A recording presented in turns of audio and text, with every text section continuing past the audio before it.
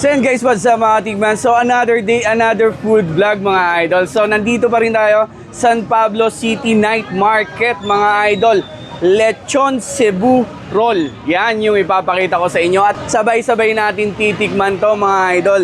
Itong kanilang Lechon Cebu Roll Gabs. Yan. So yun mga idol dito, yung kanilang Lechon Belly Roll 1,199. So ito guys, yung kanilang lechon na nasa tab, ilang grams po ito? 250 grams po. 200 or 199 yan. So, tikman muna natin. Pwede rin po kayo ng free taste. Siyempre, ano po? Yan. So, tikman natin. Ano po?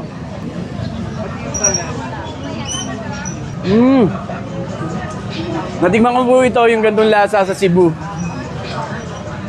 So, kinuha nyo po yung lasa from Cebu. Nice ah. Ganun na ganun nga yung lasa. Okay po ah. Pwede matikin po ng balat. Yan, ito yung balat mga idol oh. Nun.